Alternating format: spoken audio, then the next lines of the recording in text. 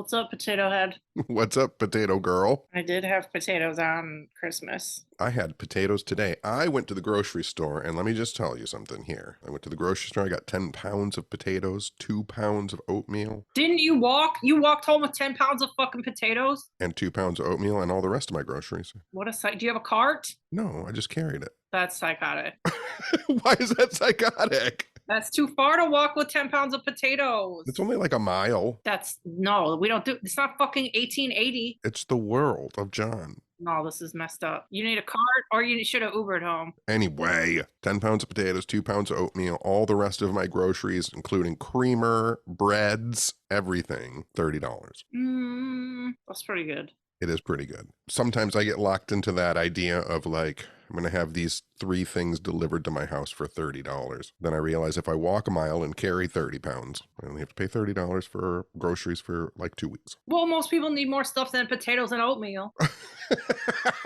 They're more than just a 52-year-old man living by themselves. Seriously. They got to get the 100-pack roll of toilet paper every week. Not every week. That's when your dad's over. Yes, it is. What else you got? Let's see. I've been working for the past 2.5 weeks, 3 weeks on a new fanzine for release next year. All about a Detroit contactee, UFO contactee, and it is done. Yeah, you gotta have me edit it though. Yeah, you're going to copy edit it. And that way, if anybody finds any mistakes in it, it's your fault. They ain't gonna find shit.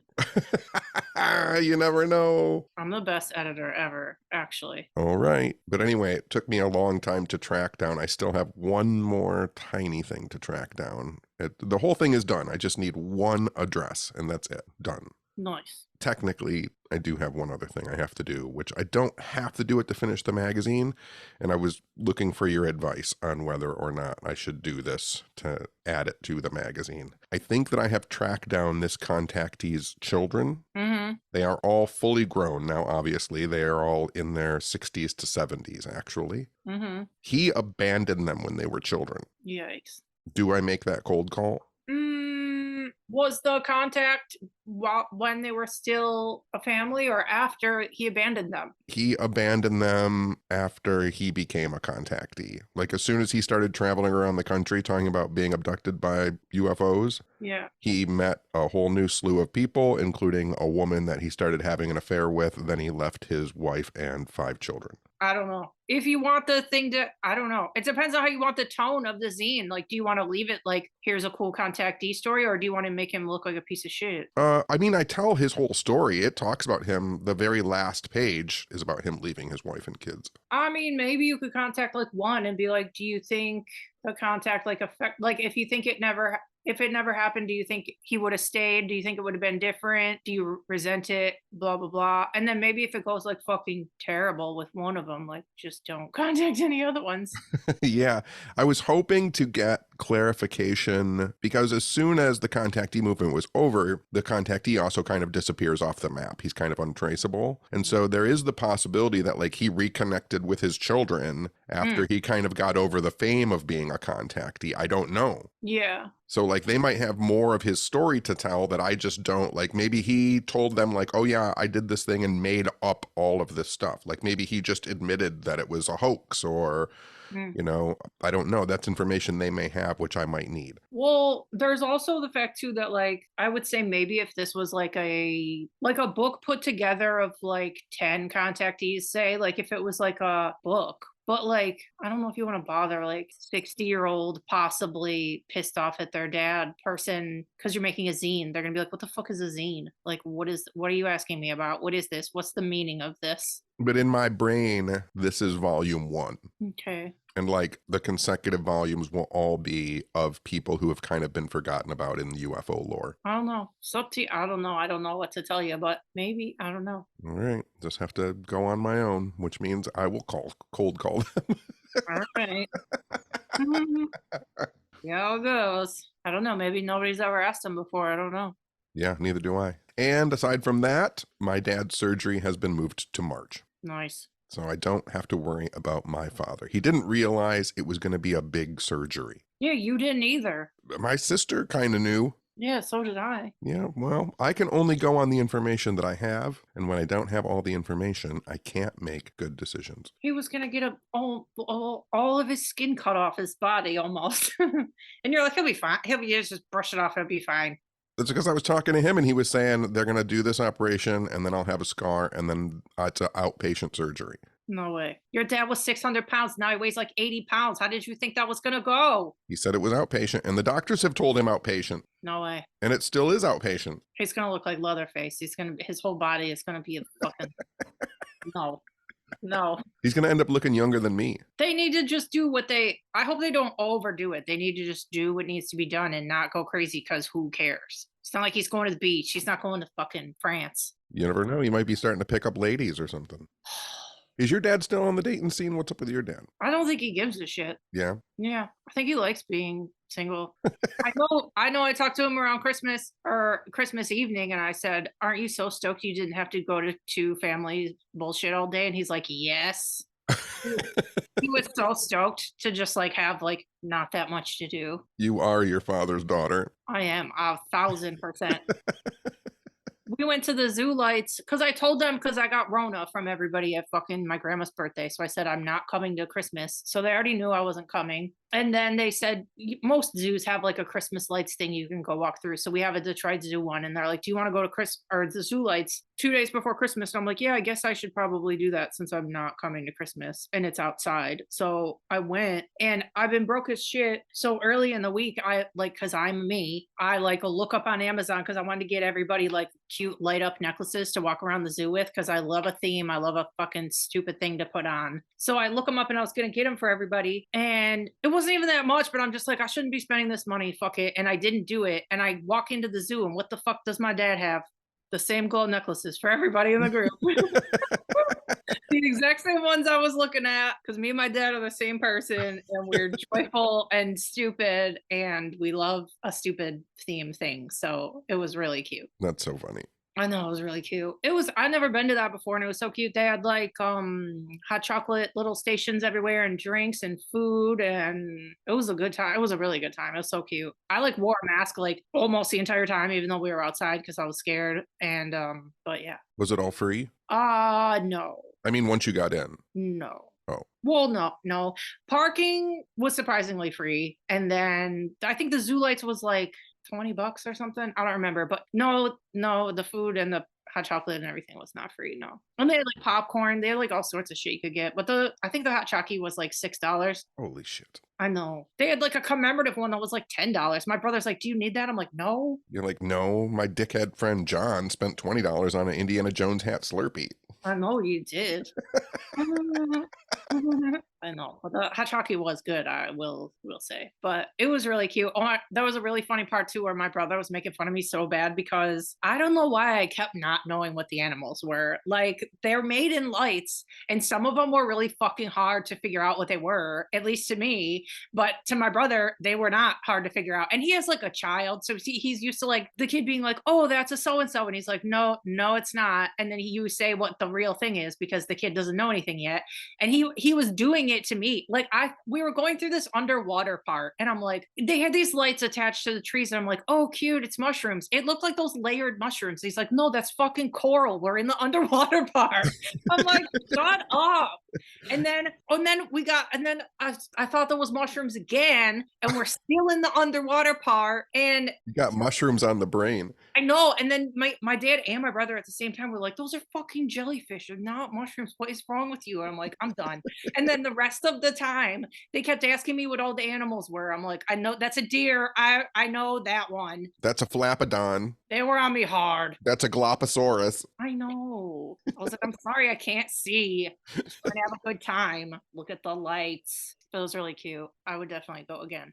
And it's not the whole zoo. It's like kind of just like a little loop around, but it was because all cute. the animals are sleepy. Yeah, I thought I'd be able to see something, but you can't really see shit. There's like no like overhead lights, like really in like the enclosures, you know? Yeah, I don't think the animals would dig that. No, I don't think so, no, but it was really cute. So I did that, and we had our YouTube holiday show with a bunch of special guests on it. That was like the day before I went to the zoo. It was very fun. It was fun. We had Emily Louise Church, who was the producer on the cult documentary I talked about on here called Love Is One. It's on HBO. So she told us a bunch of stuff. And this is on YouTube too. You can watch either the full show or we cut it up a little bit into like guests. And then We had Ken Boggle and Alex LeMay from Living for the Dead on Hulu. So they talked about Ghosty Show. And then we had Bryce Johnson from Expedition Bigfoot on Travel Channel. and Ken Boggle was nervous because Bryce was on the show. I know he was like flabbergasted.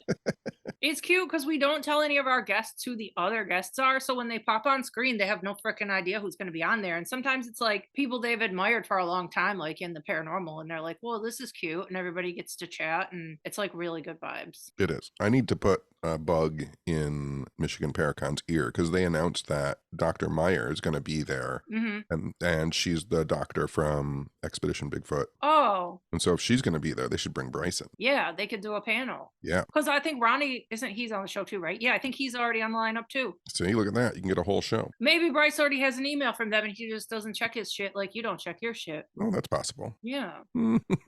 You should find it. That would be cute. Wait, who else? Oh, Adam Berry was on, and I made a jingle for AdamBerryMerch.com, and it was the stupidest thing ever. And it was seriously in my head for like 24 hours after that. It was bad. It immediately went out of my head. Oh my god, it's ridiculous. So that's on there too. I'll probably put it on our Instagram. Is that it? Who was on there?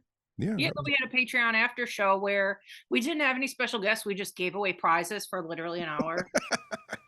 Like I've been hoarding prizes. I still have a bunch more too. I want to do some Patreon contests too, but we gave away a bunch of prizes and now we have to mail it all. But it was cute. We gave away some Olive Garden prizes. We have a lot of mailing to do. We have a lot of mailing to do. I don't even want to think about it, but got to be done. Guess what I found out? I have to correct something I said on an episode long ago. What, you took another L that I don't know about? Yep. All right, let's hear it. I love Calling myself out on my own L. I love these. What is it? I was wrong when I said Jesus's name was Josh or Joshua. I've seen other people refer to him as Joshua since you said that. I've deep dived the current ideas of biblical linguistics, and Jesus's name was probably pronounced Yeshu, but it's not the same. In Latin or Greek, it sounds closer, Yehoshua, but it is not Josh. Okay, well, that to me that doesn't sound that different, but if that's worth clarifying. I need to call it out. When you hear people saying Jesus' name was Josh, that is technically not correct. I was not correct. I take the L. Dang. Oh well. The Bible's not real anyway, so nobody cares. I mean, it's stories that are kind of real. Kind of. Should we still be living by them word for word? Probably not. Probably not. There is a new book coming out soon, though. I cannot remember the professor's name. I have it on order because it comes out on January 25th. I think it's called either The Body of God or God's Body. Mm-hmm. And it talks about in the Bible when they talk about like God walking around the Garden of Eden, like he must have a body if he's walking around because he was looking for Adam and Eve. He's like, where are they? Like if he's walking around looking for them, like he must have a body. And there's a whole chapter about God's genitals. Come on. Yeah. Good grief. Some really bored people out there just thinking about this shit. Sure, there's a lot of modern day problems we could solve, but sure. Well, that's why it's interesting to know about like the Bible, like whether it's real or not, it's still so fucking ingrained in everything that's going on right now. Mm-hmm. Like if you can learn about it and know like what was real and what was just mythology, like maybe you can start to move some people in a better direction. No, I think if we've learned anything in the past few years, it's that people hear something once and they never fucking get over it ever. God. That's why I had to correct my Josh statement. It's true. The actual truth is important. It is actually important. Speaking of kind of Jesus, kind of weird Satan stuff, me and you both watched this kind of new doc called Satan Wants You on Tubi. I meant to ask you if you had watched it. Yeah, I did. What did you think of it? It was fucking crazy. It's fucking crazy, isn't it? For people that don't know what we're talking about, it's a doc about the beginning of Satanic Panic, right? Yeah. It was It's what really kick-started Satanic Panic in the United States. Yeah, this lady named Michelle Smith and her shrink, right?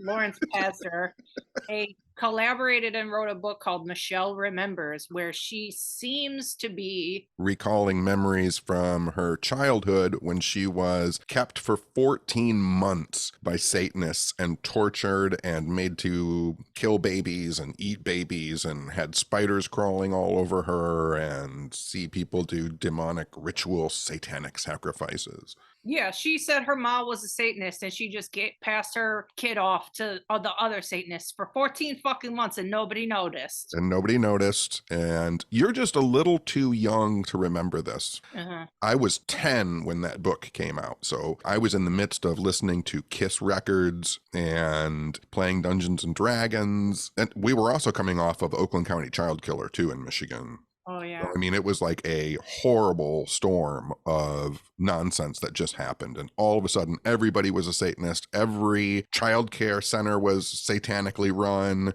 Every song had backward masking. Like, it was insane. And it was all kicked off from this woman Who was just obsessed with her own doctor. who just wanted to get fucked by her doctor. Yeah, literally. I'm sure there's people who still believe her, but Oh, no, there 100% are people who still talk about it being real. 100%. yeah. And they kind of, I like how the doc was like slow to reveal shit too. Like they went step by step and still dropped some like bombs at the end. But yeah, the further along it got, it was kind of like, oh, well, did this crazy lady just have an obsession with her doctor and like wanted to get close to him and like didn't want their sessions to end. So she would just, oh, I think I uncovered something new. Oh, and then they had to have more and more sessions to where they were meeting like every day for like 8 hours. And Then she could only reveal the truth if they laid naked together and held each I other on know. the floor. I know.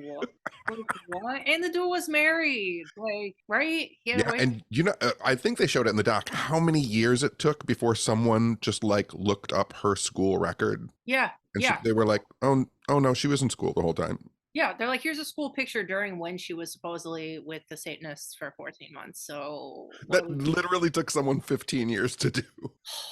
But it was funny too because they had like this guy, this old FBI guy named Ken Lanning, who was part of the Mindhunters from like you guys watched Mindhunter series on Netflix. Like He was trained by John Edwards. yeah, the people who started like criminal profiling and serial killer profiling stuff. But he became the expert on Satanism and the occult, and they bring him on screen, and he's like, "Yeah, I became basically the head of the occult." Like, I was like, "Oh, geez, here we go, this fucking guy." But he admitted too, he's like, "It's scary having lived through that and Satanic Panic to see how it's all Come back around again." yeah, with like QAnon and conspiracy theories, he's like, it's shocking to see how carried away people get with stuff that doesn't have a shred of factual evidence. It was his quote. I was like, dang, yeah.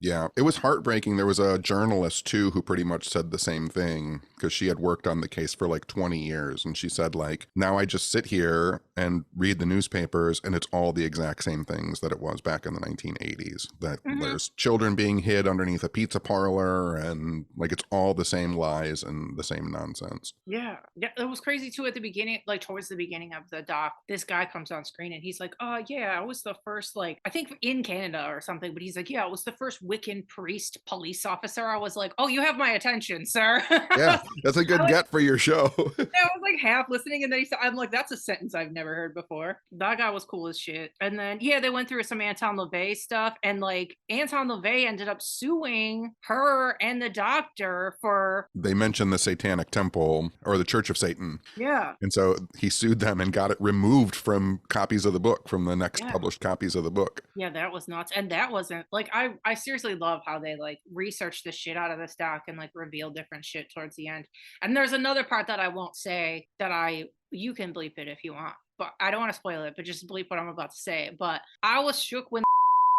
Oh yeah, that part's a big deal. And they hold that on you for a second. I know, they waited so long, and I was like, oh shit, that was crazy. Yeah, that was a good doc. Yeah, it's amazing that doc got like covertly released for free on Tubi. It must have been, I swear, earlier in the year when I saw the title come up on something, it must have been on like one of the horror sites I follow. I kind of thought it was like maybe a horror movie or something, and I added it to my wish list on IMDb, and then you said you watched it. I'm like, wait, it just like secretly came out and nobody talked about it. And it's good. So good. But yeah, to recap, it's called Satan Wants You. It's on Tubi for free. Oh, I like lurked on the creators after too, and they're like two adorable gay guys, and they're like married. They're a couple, and they have a Boston Terrier. Of course. I'm so excited. They're so cute on Instagram. So we fully backed this documentary. It was crazy. Okay, we were on the phone the other day because we were talking about Tubi and you said you were starting a movie. You said you were flipping through the shit while I was on the phone and you go, should I watch Cruel Intentions? I go, yes. And then you go, should I watch Bring It On? I'm like, yes. Did you watch Bring It On? I made it maybe 3 minutes into the movie. Come on, it's such a good movie. Like 3 minutes. He's never seen Bring It On. You like Eliza Dushku, I thought. Is she in the movie? Yeah, you would have got to it. Oh, I didn't get to it. She's so cute in it too, but she doesn't come in for like. I'm not a big Kirsten Dunst fan. That's, I think, what got me. I'm honestly not either, but she's cute in that movie, and you just have to wait for it. Well, I couldn't wait for it. Well, Ended up watching the new episode of Jack Reacher on Amazon Prime. I'm not going to get into these shows that I all think are the same show. I'm not doing it. I can't do it. I fucking very quickly went through a bunch of the Oscar or Golden Globe nominated movies. We both saw Past Lives. Yeah, you should have told me that you were going to watch that, and I would have warned you. No, it's fine. I knew it was going to be whatever. It's a heartbreaker. All the Oscar movies are always sad. I'm like ready to be sad. But that's devastating, that movie. Past Lives is devastating.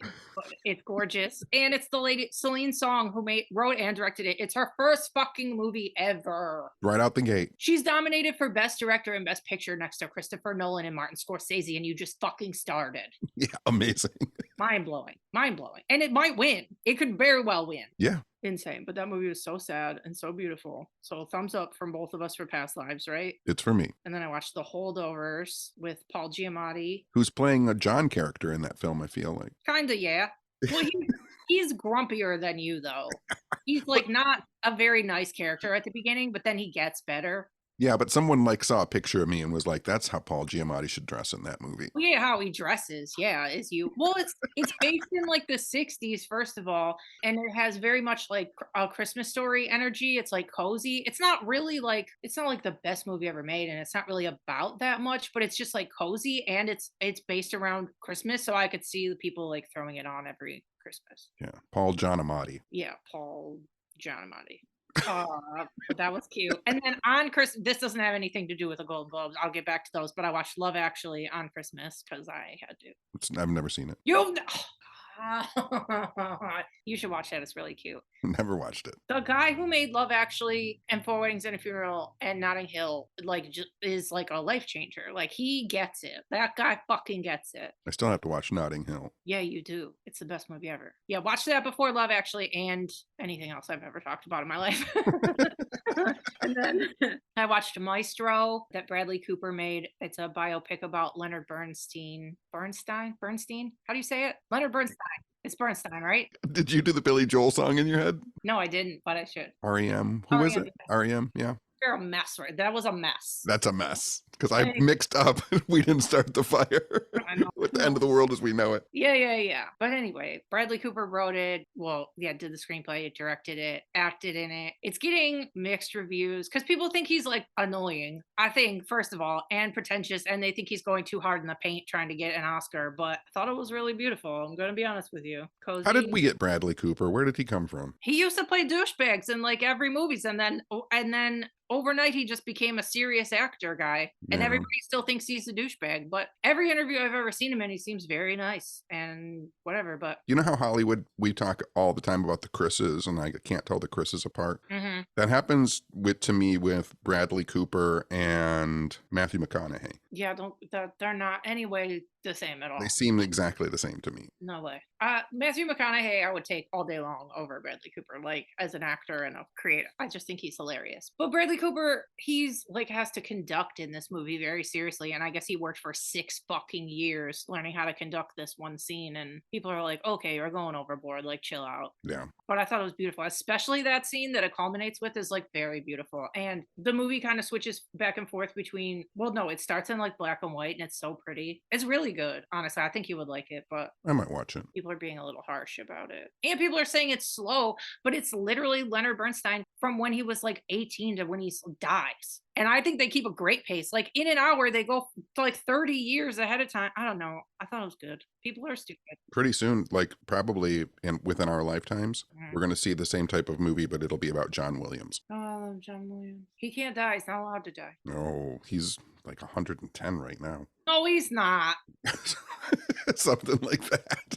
I love him. He created our whole lives. He created the sound of our whole lives. Yes. Perfect, John Williams. And then the last thing I watched was Killers of the Flower Moon, which obviously was very beautiful and tragic and hard to watch, but it was very good. It wasn't like, I think I gave it a 9. I didn't give it a 10, surprisingly, but it was good. But all in the same day, I watched part of Titanic because it was on TV and it was half over. So I watched half of Titanic. I watched all of Wolf of Wall Street, which I've already seen, but I haven't seen in a long time. And then I watched Killers of the Flower Moon all in the same fucking day. That's a lot of Leo. I was like, Leo is so, some people play the same version of the same person in every movie. Like Nick Cage is always like Nick Cage, and like Matthew McConaughey is always fucking Matthew McConaughey. Leo is so good at playing fucking different people. Yeah, I mean, yeah, good. he's a good actor.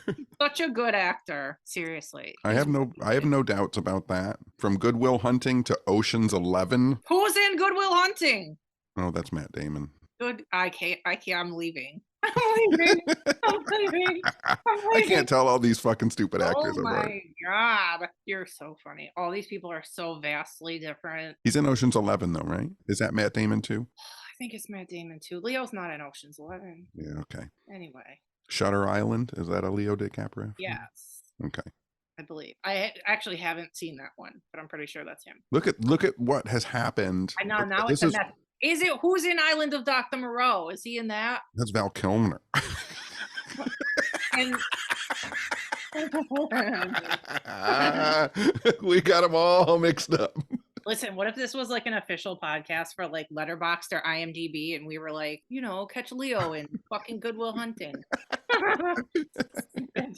Check out Matt Damon in Top Gun. Oh my God! Stop it. It's too funny. No. When you were talking about 6 years to learn how to Bradley Cooper to conduct, like that method acting thing always really messes me up, because I also watch this interview with Ian McKellen, and he's like, you don't have to do that. You just have to be an actor. Okay, yeah, but I don't know. There's those certain people who are like, they're going to see through me if I don't really know how to do the thing that I'm doing. But that was Ian McKellen's thing, was like, if you can't just act like the person you're supposed to act like, then you're not acting. Yeah, I don't know. I see both sides. I do too. I just think about things like, there's a movie from like the 1930s with Lon Chaney Sr. called The Penalty.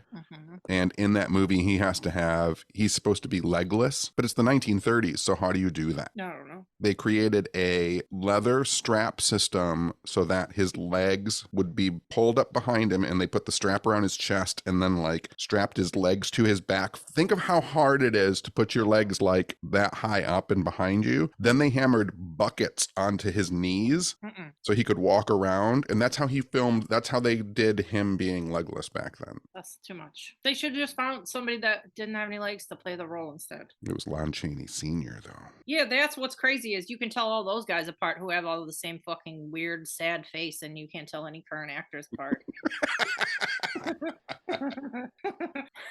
All those motherfuckers look different. Okay. You think Humphrey Bogart looks like Peter Lorre? No. But Okay, Matt Damon, Leonardo DiCaprio. You can't bring up Peter Lorre and say he looks like fucking anybody. He looks like a weird gremlin. Come on. Plus his voice is like this. That's what you sound like. That's what Toad would sound like if he had a voice, actually. I would love Toad to have Peter Lorre's voice. He does, somewhere in there. There's a mailman outside, Mama. There's a mailman outside. He does sound like that to me.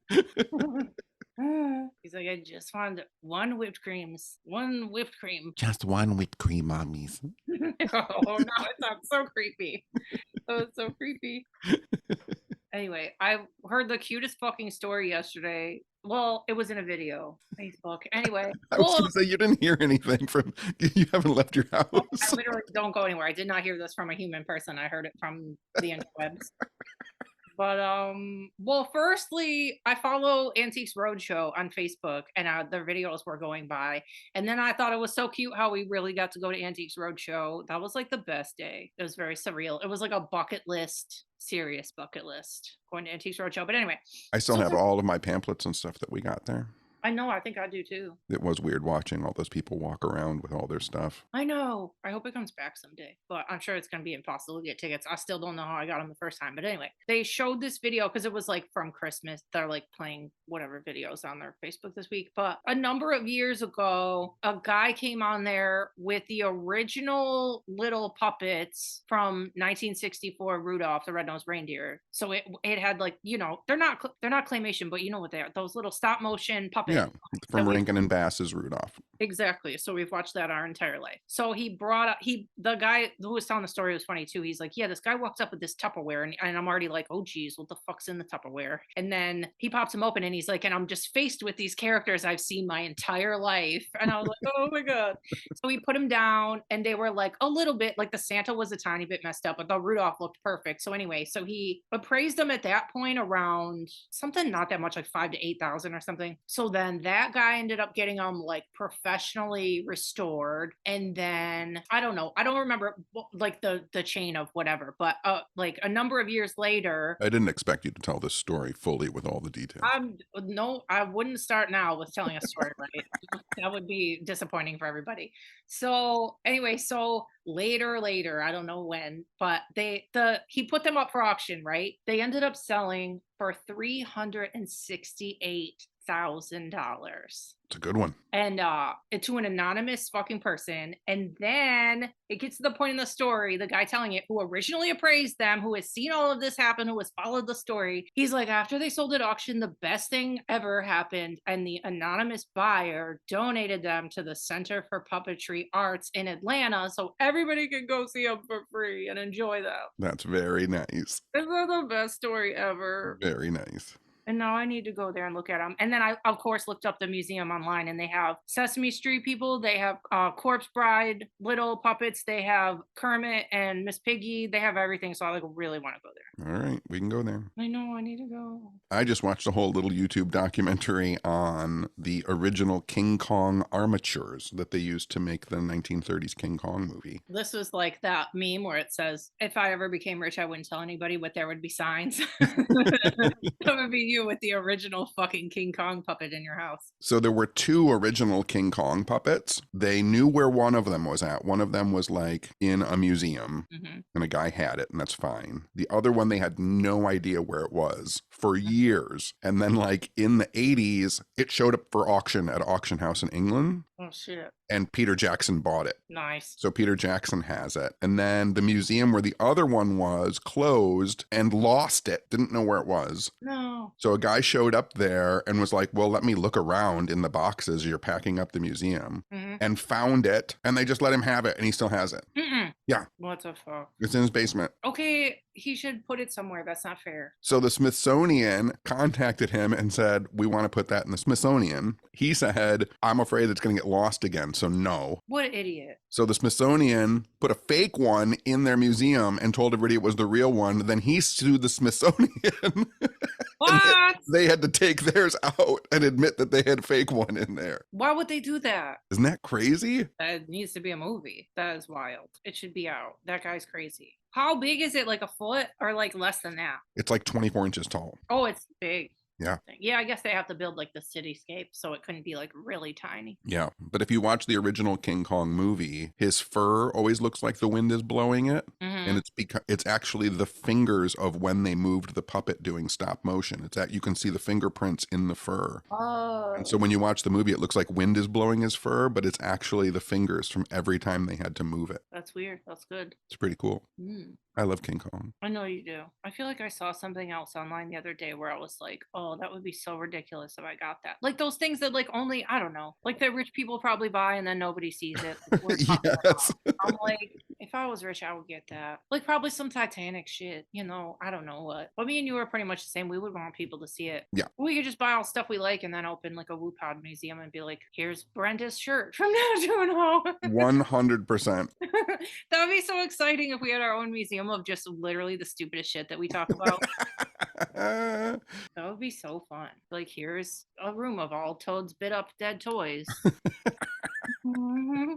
Yeah, so I think that Peter Jackson bought that one for like $600,000. Oh, The one that Peter Jackson has was only used in like 3% of the movie. The one the other guy has is the one they used for like the almost all of the other movies. So they estimate that one sitting in that guy's basement is like $2 or $3 million for that one. Peter Jackson's just sitting in that guy's bushes. He made a fucking big. Well, this is gonna be our last episode of the year. Oh yeah. Should I put it up on New Year's Day or should I try and get it up before New Year's Day? I Should guess this be the probably- last one or the first one? No, this should be the last one. Okay. We need new, fresh energy in 2024. I'll edit my brains out. We were gonna say year-end stuff. I don't. Oh, do I have that list? I think I threw that list away. You're so stupid. I'm very dumb. My end of the year list was we did 48 episodes of this podcast. Mm-hmm. If you include all of our specials, all of the Patreon videos, I cannot even begin to count your Marco Polos and stuff like that. No, you can't. No, I can't. But just between like Patreon videos, live shows, and podcast episodes, it's like 130 hours that we did this year. Mm-hmm. Sounds about right. And then traveled all over the country. Yeah, drove to California, drove to Kentucky, drove to Paracon, drove to everywhere. I had it all broken down into states. My list, I wish I wouldn't have thrown my list away. I've been to 2 countries this year. No, 3. 3. We went to Canada we bought a funeral home hangout time. Oh, that's right. See, I should have made my list with you. It would have been better. Yeah, remember that. Yeah. Everything's better with me. Oh, gee. You remember that shit. I'd also like to add, listen, I was thinking this week, and I keep meaning to bring it up on here, you guys, and I know I've already just messed it up 800 times in this episode. I like really need you guys to understand that I genuinely try not to swear as much when I'm on here. It's a conscious thing in my head. Don't swear as much. I like try and hold back, and then it just comes out 30 times an episode. And I can't, I'm genuinely trying because I try and make clips for Instagram and they'll take them down if they're swearing in it. And then I'm like, oh, I can't play one story that I told because I swear in every single one. I'm genuinely trying, and it's like, I can't help. I can't do it. And if it's not you, then it's me. I know it's impossible. I don't feel that bad about it. I just like literally want to point out that I'm trying, and it's just it is what it is. This is me. It's like me when I lecture. I'm going to swear. Yeah, I know. I mean, I actually like that like a lot of cons and stuff don't care because like it's impossible. What am I gonna do? It's impossible. I try. But anyway, back to our list. What else? I think I estimated that 8,000 people saw one of my lectures this year. I always feel like your estimations are low. Anyway. I tend to go low on them. Yeah. Yeah, but I can guarantee around 8,000. Yeah. I don't know how many tattoo clients I had, so thanks to all of them. I could break down how many cigarettes I've smoked, but that would gross people out. Yeah, don't do that. No. Can you tell us how many tacos you've eaten this year? Shit, I don't know. A lot. I had Taco Bell literally last night on the way home from tattooing, and all the Olive Garden we've eaten, and we saw the hippos. You saw the hippos a bunch of times this year. I saw them 3 times. I think it was 3 times. No, was it 3? Yeah, I think it was. Yeah, it was. Yeah, it's a lot of hippo time for you. I know. I don't have any count of how many haunted locations we went to because it's a lot. Yeah, I don't have any I went to either. some without you on my trip, the first part of the trip. But yeah, it was a good year. It's going to be another good year in 2024. Yeah, we're shooting for no health problems, no surgeries in 2024. Good vibes. Good vibes for everybody. Good vibes for fucking see, I just did it again. For everybody, abundance, protection, Happiness, smiles, laughter, ridiculousness, time with animals. spooky times, happy times. You gotta hug a tree. You gotta save a bug and put it outside. You got to sing a song. Gotta sing a song about nothing. Yep, you got to make up a stupid ass song the way Right I on the do spot. every day. Gotta be making up songs. It's so much easier to make up songs when you have an animal in your house. Oh yeah. But you can do it outside too. Like for people who don't have pets, you can just look at a squirrel and make a song. Just do it. Oh, I almost sang a song when I was walking back from the grocery store. I almost sang a song to a dog that a woman was walking past me on the way home. Yeah, it's tough when there's another person there. You got to do it. It's kind of a solitary situation that you have to figure out for yourself. Because I saw the dog and I went to say, "That's a good friend." And I started to sing it. I was like, "That's a good friend. But it almost turned into a, that's a good friend you got there. That's a good friend, dog. If somebody did that to me, I would love it, but not everybody's like us. No. Some people are grouchy and weird. Yep. But yeah, it was a really good year, mostly. We made it. Made it. Pew, pew, pew, pew. Yeah, here's the 2024, and in the illustrious words of Olive Garden, anything is possible. Oh my God. Thanks to everybody that listened to us, supported us, came to our stuff, saw it at stuff, bought our stuff, looked at our stuff, said hello, gave hugs, Sent stuff to the P.O. box. prezzies, Yeah, thanks to sent the patrons, letters thanks and cards. Yeah, and thanks to our gorgeous sponsors, Old Town Roasting. Go get some Old Town Roasting coffee and AdamBerryMerch.com. Aside from that, I think I'm done. I know, I think I'm done too. I'm exhausted. This year has exhausted me. And especially the last 4 months have really exhausted me. This year has been like a year long. I know, I've had it. The last 4 months have been a year, and then the rest of the year was like 3 years. So this is like a 4-year year.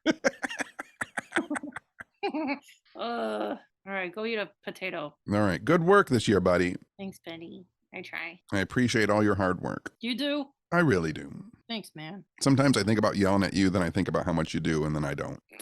Why would you yell at me? I'm a crotchety old man. I got to yell at you for something. Got to keep you in line. Oh my God. I can't handle it. I'm not emotionally stable. This is why we're friends. I know. I know. All right. All right. I love you, stupid. Love you, stupid. All right. See you on the flip side. See you next year. See you next year. That's what I was waiting for. Bye. Bye. Okay, bye.